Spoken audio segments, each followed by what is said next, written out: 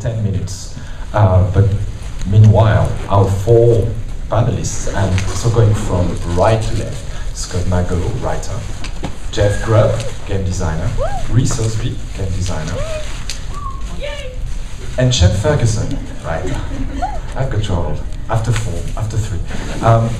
Because we have 10 minutes, they agreed to let the audience ask them questions. Anyone has questions? We're going to use, either you shout very, very loudly, and I try to repeat the question, or we have a microphone in the center aisle. Anyone has questions for all game designers and writers? And we will do questions at the end of the session as well. So we're just bucking and weaving until everybody gets here. Yeah, we had somebody with his hand up right off the bat. I was going to ask, I guess it's a mystery among most people, is Logan Thackeray really in love with Queen Jenna, or is it her spell?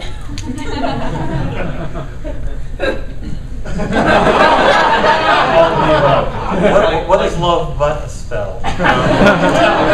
Actually, he is really in love with her. And I believe it's reciprocated as well. They do come from completely different worlds, but I think that Logan and Logan is the problem is Logan is Logan, and I think he's very protective, and I think that's part of his challenge as a person. Thank you. For all those kind of chaotic evil minor races like the Centaurs and the Crate, are we ever going to see any backstory or lore for them, or do they just remain? Have you seen our blog?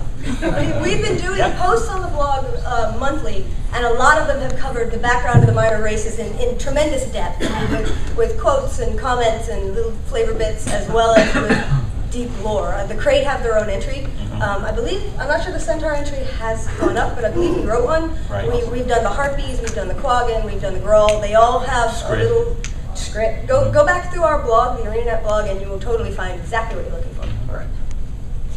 Yes. Is the third novel forthcoming? Yes. Yes, it is. They kept me very mum on it, mostly by tying me to my desk and putting a gag in my mouth. But I was allowed to announce at Gamescom in Germany last month that I will in fact be writing the 3rd book. It is called Sea of Sorrows, and it is the story of a man's life, and when he's a very young man, the dragon Zaitan rises up out of the ocean and sinks Lion's Arch, and by the end of his long life, Lion's Arch is again a city. So it's the story of Lion's Arch. It really is the story of Lion's Arch as well, and it's really I'm excited by it.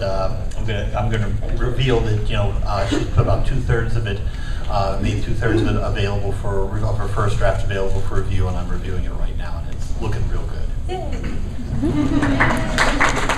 Super deep into the lore. I read 1 or maybe 2 books. I feel like there's a huge amount of lore, and I want to prep myself for Guild Wars 2. What would you guys say is the best way for me to dive in without getting overwhelmed by all this stuff? Well, I think the novels work out real well. I think playing Guild Wars 1 helps. One of the big things we have in doing Guild Wars 2 and doing lore for Guild Wars 2 is we recognize we have this foundation, this heritage, this history we can build upon, but we also want to reach out to players who have never played Guild Wars 2. So we don't want it to be a mystery or too much information when you are part of the world. We're trying to give everybody a good background so that they are comfortable and feel like they're part of this world, but not like you have to play Guild Wars 1 or you have to read the novels in order to understand what's going on. The novels that we've done does a lot of foundation work. The first book tells us a lot about the races. It tells about why the humans and the Char are no longer at each other's throats. The second novel talks about the iconic characters.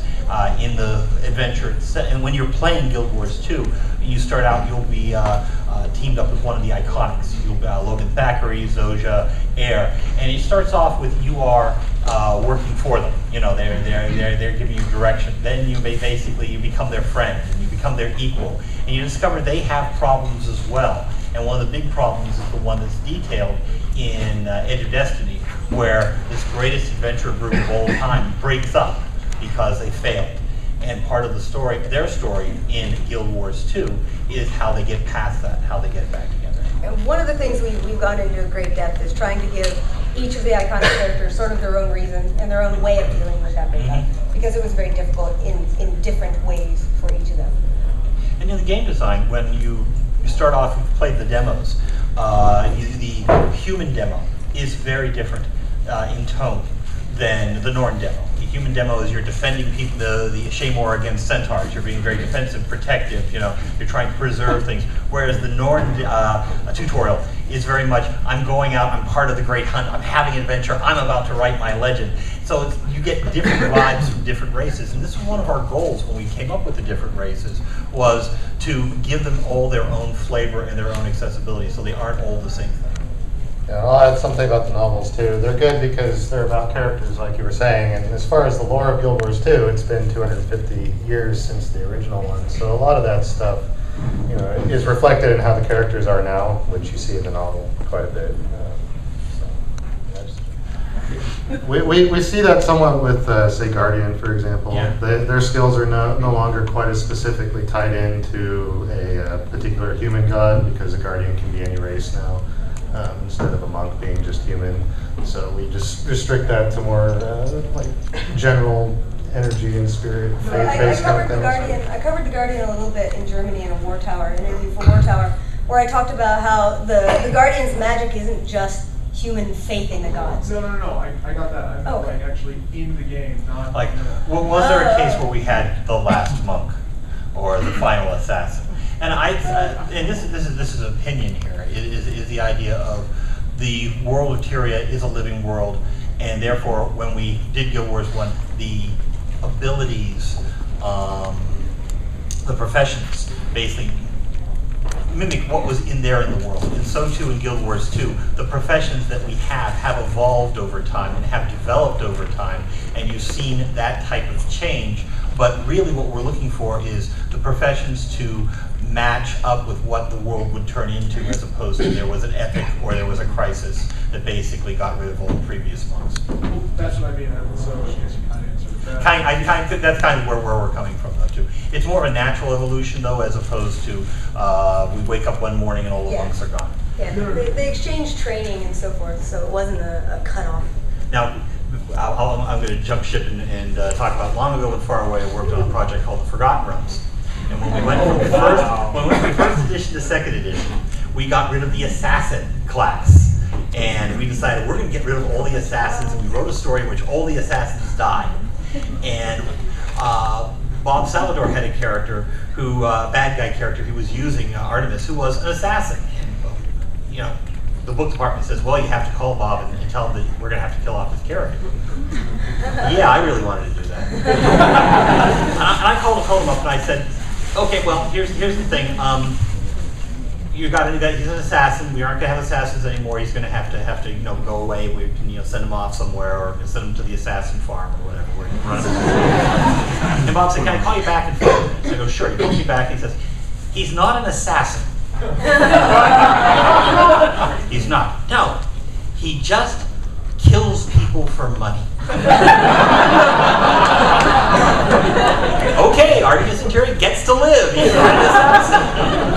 And I feel that much that same sort of way about monks versus the Guardians, and the evolution of how we got to the engineer and the other professions, how the professions evolve. It is an evolution over time. And we are into time right now. The writing is the actual story, the execution of that plot. Jeff and Reed did a lot of the groundwork. In fact, all of the groundwork. I didn't join ArenaNet until after all the foundations were laid down for Guild Wars 2. So I have been focused largely on execution, just making sure that the good ideas they put into the Char and the Sylvari and the Norn are realized in the game. So I think we're going to look to Jeff and Reed to talk about the actual lore end of it, because they're the ones who started on the front end, front-loading a lot of this stuff that's going to be interesting and gives us the tools we need to make the execution interesting.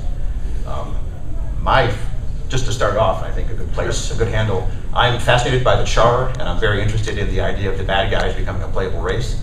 And so I thought I'd ask Jeff and Reed, when did that idea first hit you guys? When did it become clear that the Char were going to be playable in Guild Wars 2?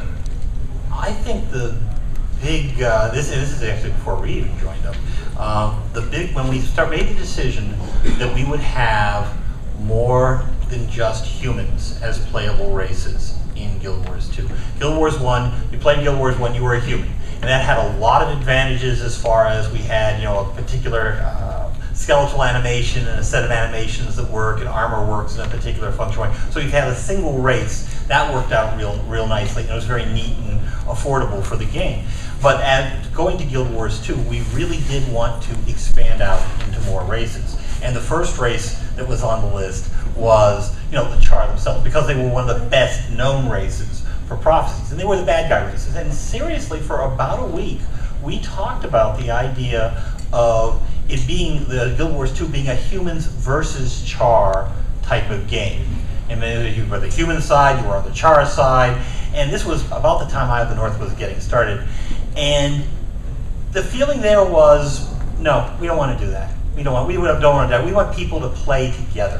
We want people to be part of a larger group. And this is a major theme of Guild Wars 2, is people's coming together to fight greater opponents. So the Char were going to be a good guy race. So how did the Char become a good guy race? And you see that in Eye of the North.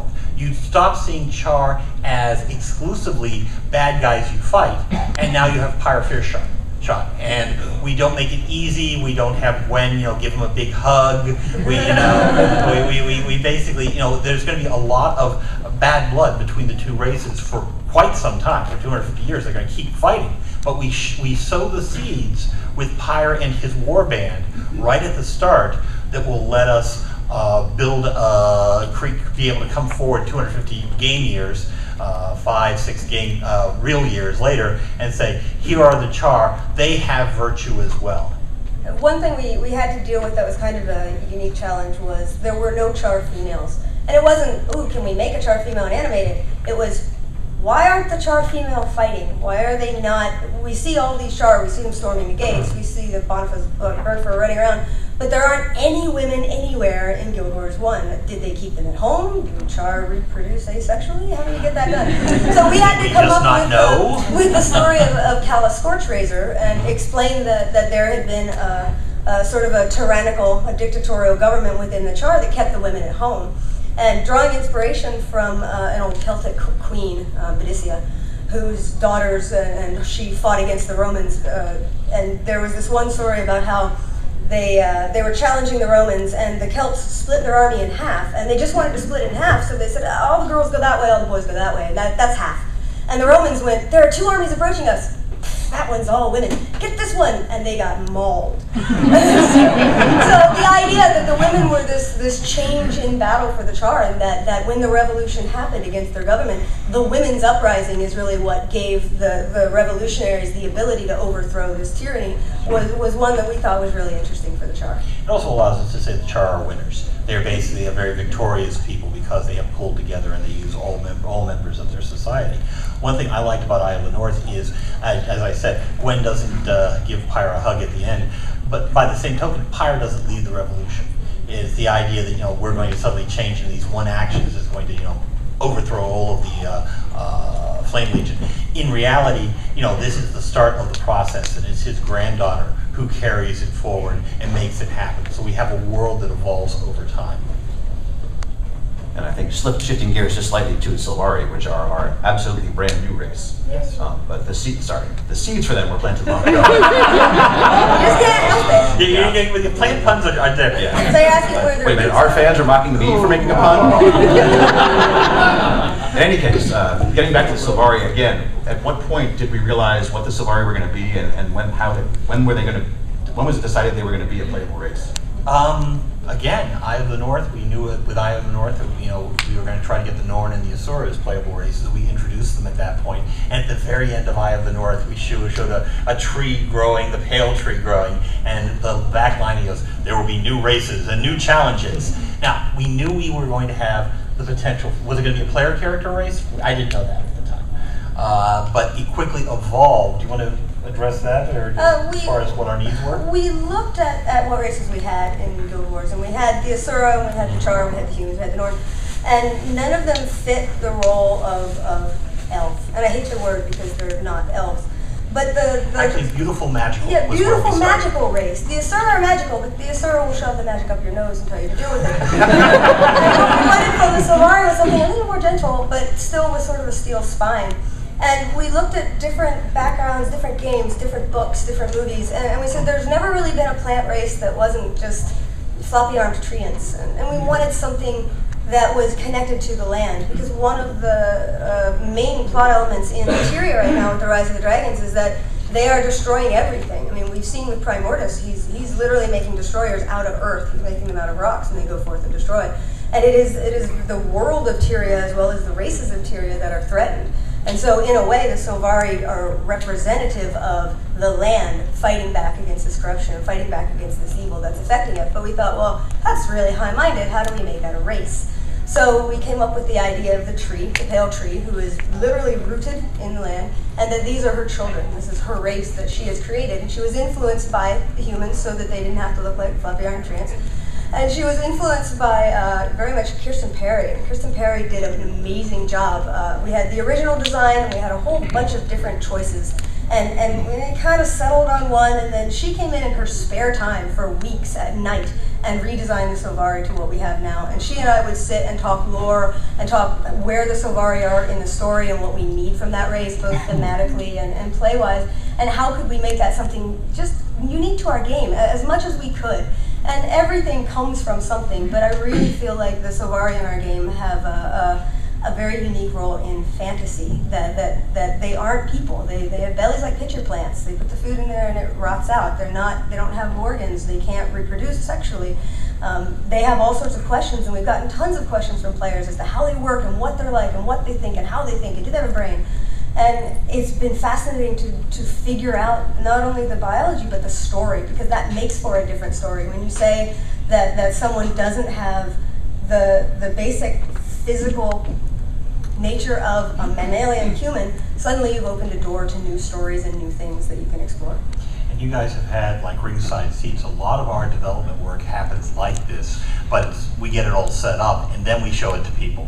In the case of the Silvari, because we wanted to talk about the iconic characters right off the bat, we basically presented what we had at the time when we showed the original cave.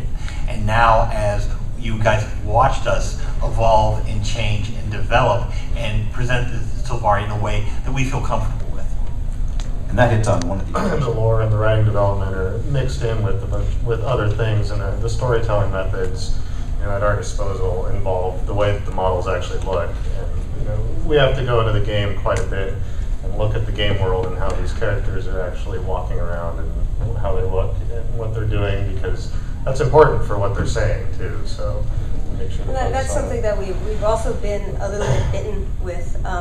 One of the most recent voice blog posts by Angel McCoy has a Silvari and a Norn talking, and in it, one of them implies that Silvari literally fall out of the tree. And that's not accurate. That's kind of a joke on Silvari's part. But we weren't sure at the time how we were going to do that. We knew we wanted the tutorial to end with you awakening, with you coming out of the tree. But we weren't sure how the artists were going to make the pods because we hadn't designed that yet. So we made the Silvari make a joke about how it happened so that we didn't have to be too specific, so that now that we have the art, we didn't say something that contradicted. Now, actually, I'm going to take the heat off Angel here, is that at one point back in Ghosts of Ascalon, we had a sequence with Kylene, who was the first Silvari most people met as a result of being in the book. And she was, she literally conned a pair of human guards, and had mentioned how they tend to believe anything you say when you act like you just fell off the tree. Yeah. And of course, it was the case of fell off the tree is like you fell off the back of the truck. So she got all wide-eyed and innocent, and basically they took her at her word. So she's a Silvari. Why is she going to lie? She's not. They haven't been around long enough to lie. So. And that was another challenge we faced in writing the Silvari. You have that fresh, guileless, but we didn't want them to sound naive or stupid. Like, what is this thing called fire? No, they know what fire is. It comes from a tree. They're born with some information about the world. And actually, that's part of where the dream comes from, too, is the idea that we wanted characters for whom the world was new, but who were functional in that world.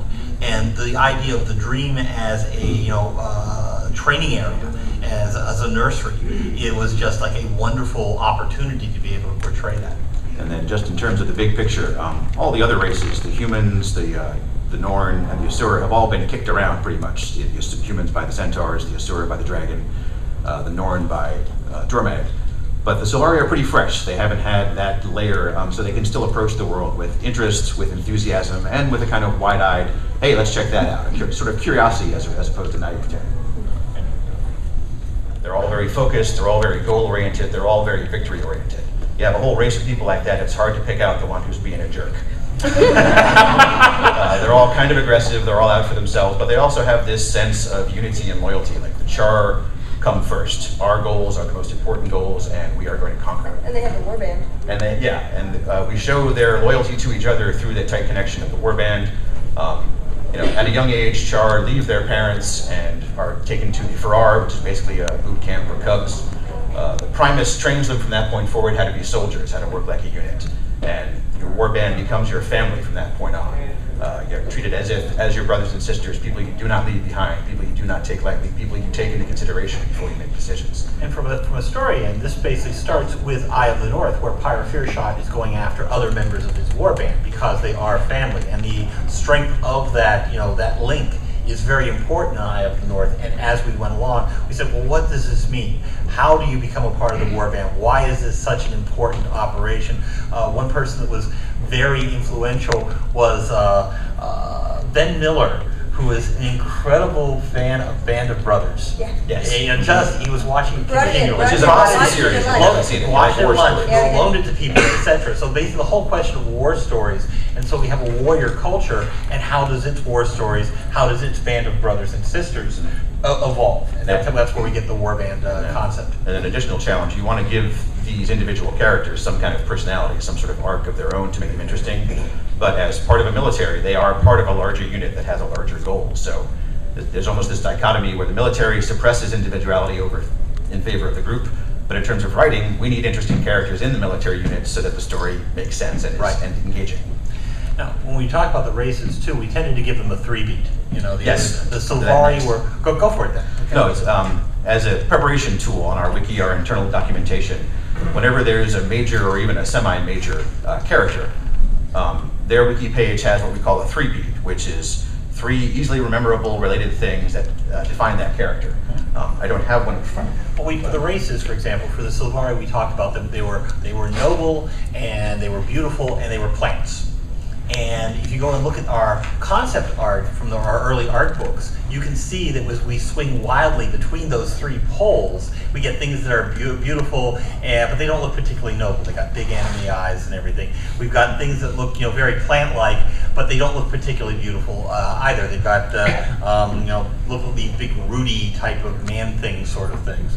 So when we ended up with the Sylvari, it was that nice balance point between the points. Now for individuals, we do a 3-beat as well. Logan. You remember Logan was noble and noble, dedicated. love was in there too. Yeah, because he's very protective. And that was one of where he initially came from. And it's both a strength and a failing. I mean, a lot of the 3-beats go both ways. Yes. And that basically gives us a feeling, because often, particularly for like our iconic characters, multiple people are going to write them. It's not all going to be, you are the department of Logan, and everything, and we should see everything as far as continuity all the way through, but over time we evolved what the Char act like, what the Char will talk about, what's important to the Char, what are Char virtues, loyalty is an important virtue, success is an important virtue, resourcefulness is an important virtue. All of these are Char virtues, so when we talk about it, we want the Char to either embody those or to react against them. We can have a cowardly Char, but we're not going to see a lot. Recognizing that. Yeah, exactly. We've done a lot of voice recording, and often the lines will change slightly in the recording booth. I'm going to turn it over to Sean. Yeah, so one of the things that comes to mind when you're talking about the Char, they're a great example. I like the Char also. But, militaristic is one of the 3 beats, or if not, it's close to it. But so you'll say something like that as part of your lore design, and then us as writers, we take that and then we try to interpret what that means through discussion and then play testing with the Char and how they sound when they're in the game. And one of the things we found with Char is we really needed to get the voice actors to record stuff, get it back into the studio, so we could, or get it back from the studio and then implement it so we could hear what it sounded like. And then we could start to write a little bit more specifically for the actors that we had, and for how the voices actually ended up sounding when we applied our processing to them. And so, that made a big difference. And militaristic meant that we would have to put certain words in there, and we'd have to have certain things like war cries, and some of the actors didn't quite get that at first, and we had to work with them. And that's one of the challenges. I remember bivouac being a tough word. Yeah, and military-specific words too that we try to seed in, like bivouac. And then one kind of behind-the-scenes trick we learned to get the actors to sound more military and more Char. It sounds crazy, but we had to tell them to stick their chins out when they talk. So you stick your chin out like this, and you sound more tight and strong. We are in purple. Let's do this now. One of the line directions, that we give to Asura is, if you're ever in doubt as to how the line should say, in your mind say the words, "You idiot," after the line. "Hi, would you like to buy something?" "You idiot." Just say it like that. And that really made all the difference. Suddenly our Asura sounded much more Asura. Yeah. And things do evolve once we get into the recording session. We got incredibly good voice talent, and they've got, they bring stuff to the table, and we're discovering what works, what doesn't work. As Scott says, short bits work. Short works better than long, because they're basically trying to we're trying to make it sound as natural as possible. A lot of the really good voice talent also does like anime, and anime type is very broad and very open and very expressive, and we want to have much more of a conversational, reality-based sort of feel. So basically, dialing it back a notch has been one of the big challenges. Basically, and we have directors who have done who act as our middlemen, and we're in the booth, and we say, okay, we want this line. We want him to be scared, but we don't want him to be showing that he's scared, so he's a little nervous but kind of nonchalant. Yeah, I got it. Okay, just throw the next line away. Just do it natural, and the actor would do it, and it would be perfect. So we were really happy with what we got. One thing that I did get, I will share. The short lines are the worst part for your VO people. Because often they'll just get the line. They won't necessarily, we try to give them the scripts as much as possible, but sometimes they'll get a line that says, "Oh yeah." And how do they read that? "Oh yeah? Oh yeah. Oh yeah. Oh yeah."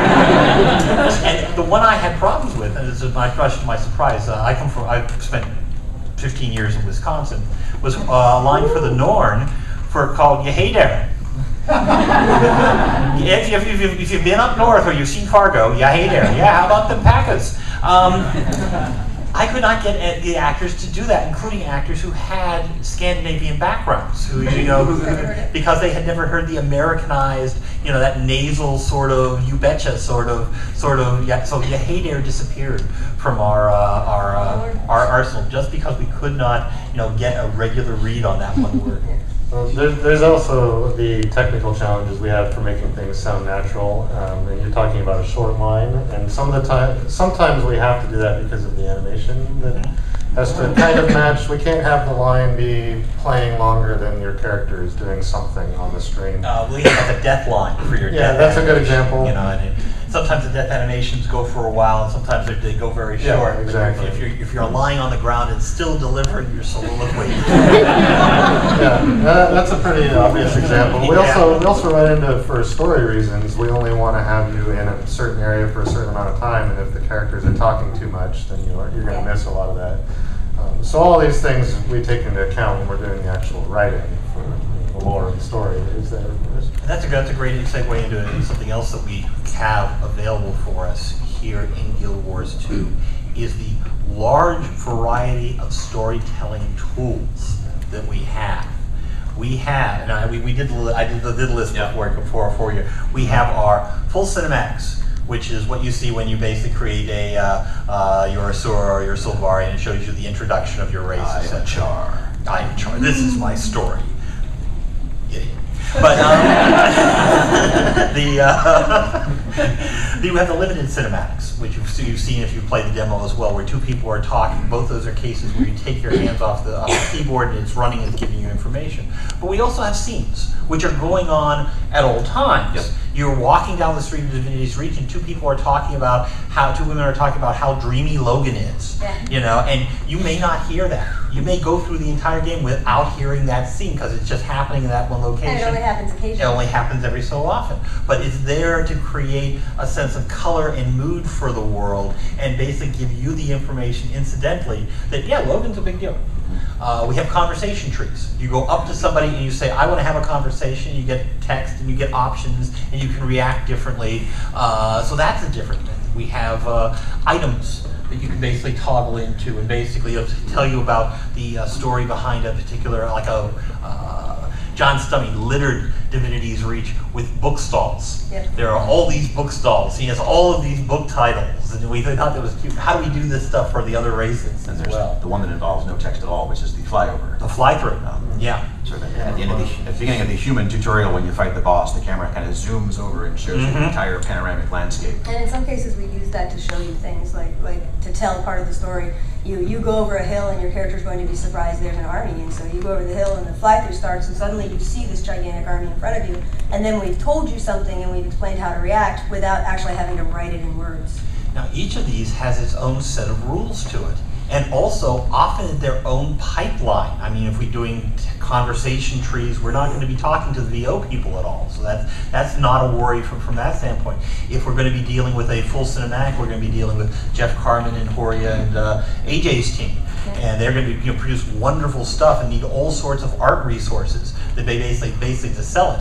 Our limited cinematics come out of an engine that was developed by our programming team that allows us to set two people apart from each other. And our animators. And our animators made basically. people and made what can move and what can't move. And what particular expressions they have. So all of these carry different rules. So when you see the entire piece of Guild Wars 2, what you're seeing is a lot of different components that are coming from all different angles at the same time and are all supposed to, merge together and give you a common feel for it. It's a little bit like writing on an obstacle course. Yeah. You have to make it so long and so big and so many this, and you can't use that word. You could use this word. It's a little bit of juggling. And also, I also joke that it's the writing for a computer game is like writing a book and then having to invent the printing press as you roll along. And you're not quite sure if you're going to get question mark technology, but if you get question mark technology, you better put question marks in that manuscript. So they laid down the foundation for what the Sylvari are like, what the Asura are like, and then in terms of execution, we all have to think of things they say, slang, figure of speech, oaths, cursing. How do we have these? How do we bring these races to life in line with the characters they've been created? I think within that also you've got the case of we have a large writing team, and while Jeff and I might focus on some characters like Logan, you've got a guy who's a captain in a village kind of far from Divinity's Reach, and we might have written a line or two of bio. But there are 3 writers working on that map, and there are 3 different events that use him, and so we have to make sure that he's not mean in one, and happy in another, and sad in the third, because it wouldn't make sense for the character. We have to keep him consistent. And that's part of the continuity when we say lore and continuity. We set a foundation for it, but also we act as a continual conduit between the content team that is spawning and creating events, and the writing team that is, as I term it, turns it all into English. Basically, so everything goes back and forth between the 2 groups, and we can also come to the decision of, hey, I've got a great idea for a story. Can we do it? And the question is, can we do it from a lore standpoint? Can we do it from a prop standpoint? Do we have the animation for something? We come up with good stories, but it might require us to do custom animation. And we literally have parts where the personal story needs this character, so we write for it. And then it's also in the main world. If you're not on that story chain, you might still meet it in the world and be able to talk to it. That's different writing.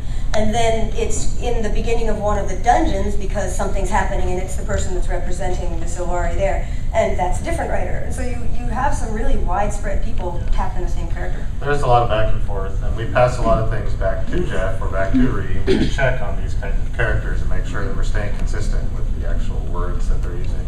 And the names too, make sure we're naming them correctly.